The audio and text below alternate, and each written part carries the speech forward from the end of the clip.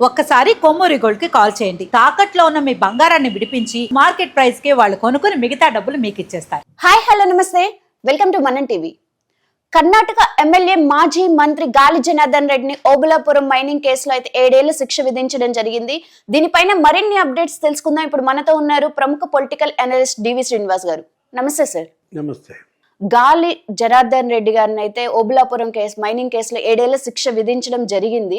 గతంలో జగన్మోహన్ రెడ్డి గారు గాలి జనార్దన్ రెడ్డి గారు అన్నదమ్ములు, అంటే దేవుడిచ్చిన తమ్ముడు అనుకునే వాళ్ళు. ఇప్పుడు ఈ కేసులో జనార్దన్ రెడ్డికి అయితే శిక్ష విధించడం ఖరారు కూడా అయిపోయింది. 7 ఏళ్ల శిక్ష కూడా విధించారు. ఇదే కేసు విషయంలో కానీ జగన్మోహన్ రెడ్డి గారు భయపడుతున్నారని వార్తలు వినిపిస్తుంది. దీన్ని ఎలా చూడాలి? గాలి జనార్దన్ రెడ్డి ఒక సాధారణ కానిస్టేబుల్ కొడుకు ఎలా భారతదేశంలోనే అపర కుబేరుడయ్యాడు అంటే భూగర్భాన్ని ఛిద్రం చేశారు. కోట్ల టన్నుల ఇనుప ఖనిజం ఇతర దేశాలకు అక్రమ రవాణా చేశారు. ఇక్కడ ఆంధ్రప్రదేశ్లో రాజశేఖర రెడ్డి ప్రభుత్వం, అక్కడ కర్ణాటకలో యడ్యూరప్ప ప్రభుత్వం. ఇది కాంగ్రెస్, అది బీజేపీ. ఇద్దరిని వాడుకుని, 2 పార్టీలని వాడుకుని అతను 2 పడవలపై కాళ్ళు పెట్టుతూ మొత్తం 2 బోర్డర్లు తుడిచిపెట్టేశాడు. ఆంధ్రప్రదేశ్ కర్ణాటక సరిహద్దుల్నే చెరిపేశాడు. లక్షల టన్నుల ఇనుప ఖనిజం ఎక్స్పోర్ట్ చేశాడు.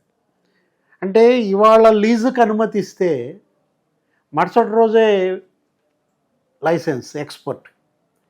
అంటే నువ్వు లీజుకు తీసుకుంది ఈరోజు, నీ దగ్గర 1000 టన్నులు మరి మరుసటి రోజు ఎలా ఎగుమతి చేశావు అంటే ముందే తవ్వేశాడు. అంతే.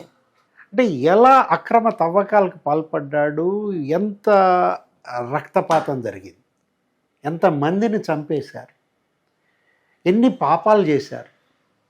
అక్కడ ఒక సుంకులమ్మ గుడి అని ఉంటుంది, ఒక దేవత, అక్కడ గిరిజనుల ఆరాధ్య దేవత. ఆ గుడిని తవ్వేశారు, ఆ గుడి కింద ఇనప ఖనిజం కోసం. అంటే ఎంత పాపం.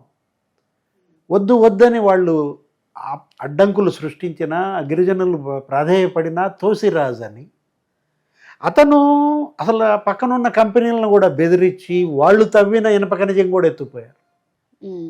అంటే ఒక సాధారణ కానిస్టేబుల్ కొడుకు బళ్ళారి చేరడం, చిత్తూరు జిల్లా నుంచి అక్కడ ఇన్సూరెన్స్ ఏజెంట్గా కమిషన్ ఏదో కొద్దిగా ఇన్సూరెన్సులు కట్టించటం, అక్కడ అతను మళ్ళీ ఒక చిట్ ఫండ్ పెట్టడం, చిట్ ఫండ్లో గోల్మాల్, ఇక చివరికి ఖనిజం ఏది మైనింగ్ల మీద కన్నేయడము, అసలు ఒక మాఫియాని తయారు చేయడం, వేలాది మంది యువకుల్ని చేరదీయడం, వాళ్ళకు ఒక మోటార్ సైకిల్, ఒక సెల్ ఫోన్ ఇవ్వడం.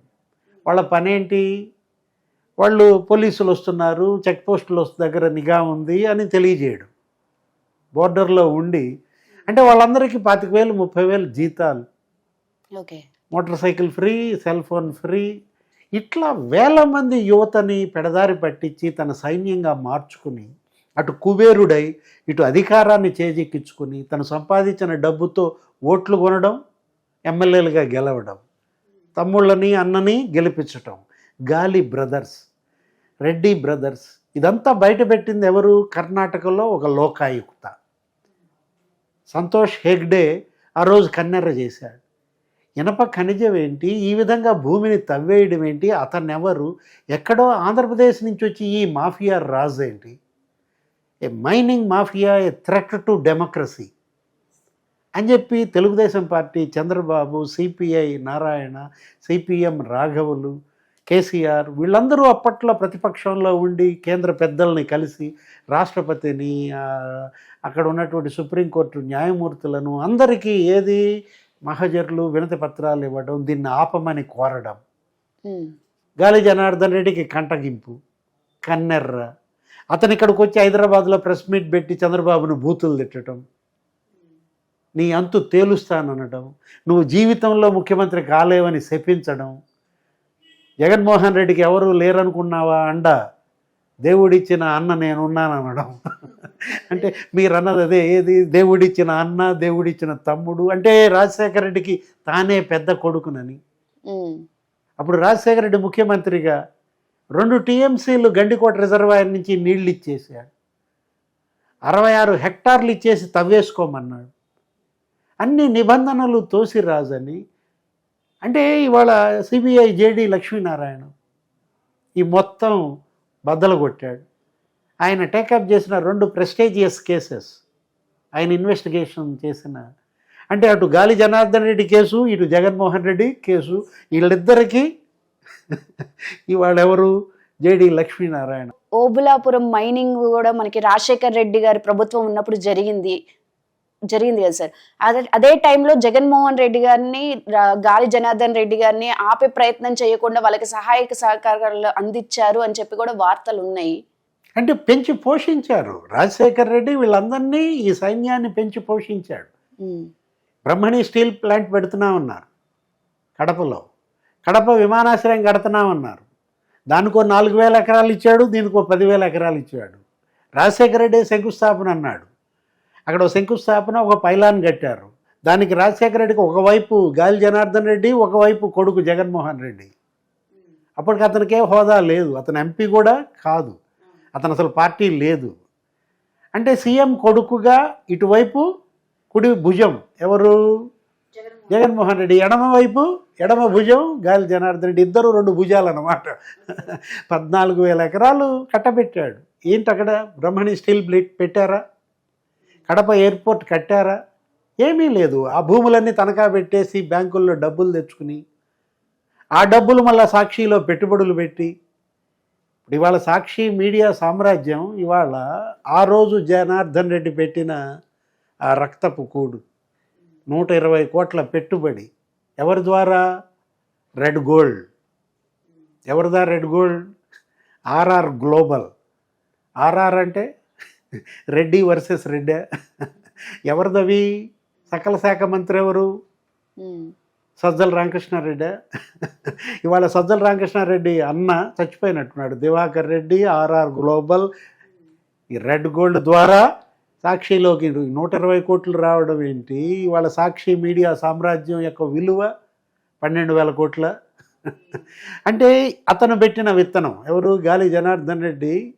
అంటే జనానికి మోసం, ప్రజాధనం స్వాహ. అంటే ఇవాళ బ్రహ్మణి స్టీల్ ప్లాంట్ అని చెప్పి నువ్వు చెప్పి దానికి క్యాప్టివ్ మైనింగ్ అన్నావు. అంటే ఇక్కడ తవ్విన ఆ మైనింగ్, ఆ ఖనిజ సంపద అక్కడ స్టీల్ ప్లాంట్లో ఉపయోగించాలి, అది షరతు. దానికి నోట్ ఫైల్ మీద సంతకం పెట్టింది సవితా ఇంద్రారెడ్డి. నోట్ ఫైల్లో ఉన్నటువంటి క్యాప్టివ్ ఎగిరిపోయింది, జీవోలో క్యాప్టివ్ లేదు. అసలు రామరావు నాకు సవితా ఇంద్రారెడ్డిని నిర్దోషిగా పరిగణించారు కదా. అంతే కదా, ఎందుకంటే ఆమె చెప్పింది ఏది, నాకు తెలియకుండా జరిగిన అంశం క్యాప్టివ్ మైనింగ్ అనేది నేను సంతకం పెట్టిన దాని మీద ఉంది, కానీ జీవోలో అది ఎత్తేసారు, దానికి కారణం ఎవరో మీరే తెలుసుకోండి, నేను నిర్దోషినని కన్నీళ్లు పెట్టుకున్న పరిస్థితి. ఆమె నిన్న మాట్లాడుతూ 12 ఏళ్ల క్రితం ఇదే కోర్టు మెట్లెక్కుతూ కన్నీళ్లు పెట్టుకున్నా ఇవాళ బయటకు వస్తూ ఆనందంగా ఉంది అని. అంటే అటు కృపానందాన్ని ఇటు సబితని ఇవాళ నిర్దోషులుగా ప్రకటించడమే కాదు, ఇంకొక మరో ముఖ్య తాజా అంశం, శ్రీలక్ష్మిపై సుప్రీంకోర్టు కన్నెర్ర. ఓకే, ఎవరైతే ఆ రోజు మైనింగ్ సెక్రటరీగా ఉన్నటువంటి శ్రీలక్ష్మి, సీనియర్ ఐఏఎస్ ఆఫీసర్, ఈ క్యాప్టివ్ అనే పదం ఎగరగొట్టిన మహిళామ తల్లి, ఏది జగన్మోహన్ రెడ్డితో పాటు లేకపోతే జనార్దన్ రెడ్డితో పాటు ఆమె కూడా జైల్లో ఉన్న శ్రీలక్ష్మి ఇవాళేంటి హైకోర్టు క్వాష్ వేసుకుని బయటపడి డిశ్చార్జ్ పిటిషన్ సక్సెస్ అయి బయట ఉండి మళ్ళా వచ్చి జగన్మోహన్ రెడ్డి ప్రభుత్వంలో ప్రిన్సిపల్ సెక్రటరీగా విధులు నిర్వహిస్తూ మొత్తం మళ్ళా ఈ స్కామ్ ఇక్కడ పురపాలక శాఖలో. అంటే ఇవాళ సుప్రీంకోర్టు ఈరోజు తాజాగా ఆ క్వాష్ పిటిషన్ని మళ్ళా విచారించమని. ఇప్పుడు శ్రీలక్ష్మి జైలుకి వెళ్ళొద్దా, 3 నెలల్లో విచారణ తేల్చమని ఇవాళ సుప్రీంకోర్టు ఇచ్చిన దీంట్లో, ఎందుకంటే విడి రాజగోపాల్ అప్పుడున్న ప్రధాన మరో అధికారి, ఇవాళ ఆయనకి 7 ఏళ్ళ జైలు శిక్ష పడింది. ఇప్పుడు మీరు చెప్పిన గాలి జనార్దన్ రెడ్డి, ఆయన బావమరిది శ్రీనివాస్ రెడ్డి, వాళ్ళతో పాటు విడి రాజగోపాల్కి 7 ఏళ్ల శిక్ష కాదు, ఇంకో 4 ఏళ్ళు అదనంగా వేసింది. అంటే ఎంత, 11 ఏళ్ళు జైలు శిక్ష. ఎందుకంటే వీళ్ళు దోపిడీ దొంగలు, వీళ్ళకన్నా ప్రమాదకారులు ఆ దొంగలకు సహకారం ఇచ్చిన ఆ గజ దొంగలు ఎవరు, ప్రభుత్వ దొంగలు. అంటే ఇవాళ కోర్టులు ఈ ప్రభుత్వ ఉద్యోగులపైన అధికారులపైన ఎంత సీరియస్గా ఉన్నాయనేది. విడి రాజగోపాల్కి పడ్డ అదనపు శిక్ష 4 ఏళ్ళు. ఇప్పుడు శ్రీలక్ష్మికి 7 ఏళ్ళు పడుద్దా, 11 ఏళ్ళు పడుద్దా? ఎస్, చూడాలి. అయితే గాలి జనార్దన్ రెడ్డి గారు కూడా కోర్టులో నేను ఇప్పుడు ప్రజా సేవలో ఉన్న కర్ణాటక ఎమ్మెల్యేగా ఉన్నాను, నాకు కొన్ని సంవత్సరాలు గడువు తగ్గించండి అని చెప్పేసి అయితే ఆయన వేడుకోవడం జరిగింది. దీన్ని ఎలా చూడాలి?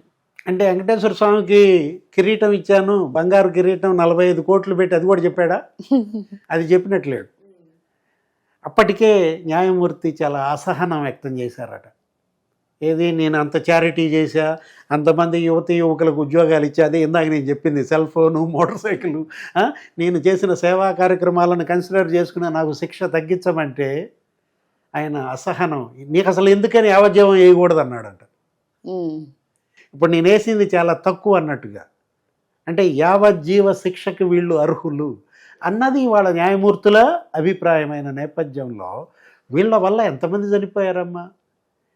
నీకు ఓబులాపురం నుంచి కృష్ణపట్నం పోర్టు దాకా లారీలు అర్ధరాత్రి హై స్పీడ్తో పోతుంటే 100 మంది ఆ లారీల కింద పడి చనిపోయారు.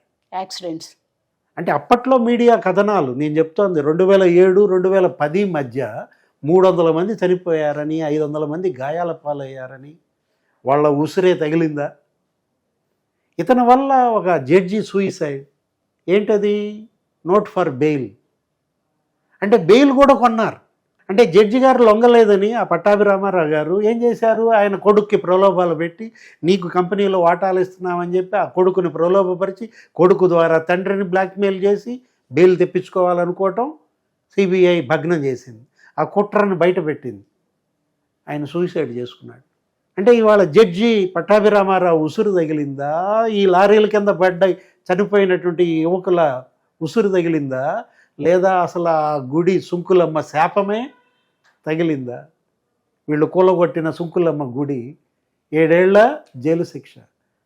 ఆల్రెడీ 4 ఏళ్ళు జైల్లో ఉన్నానండి, ఇంకా నాకు తగ్గించండి అన్నాడంట. అసలు దాని ఎటు జరుగుద్ది?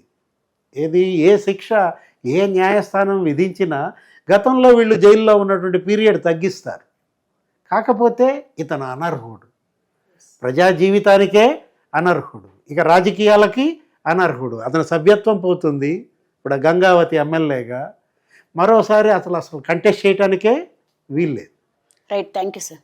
నమస్తే.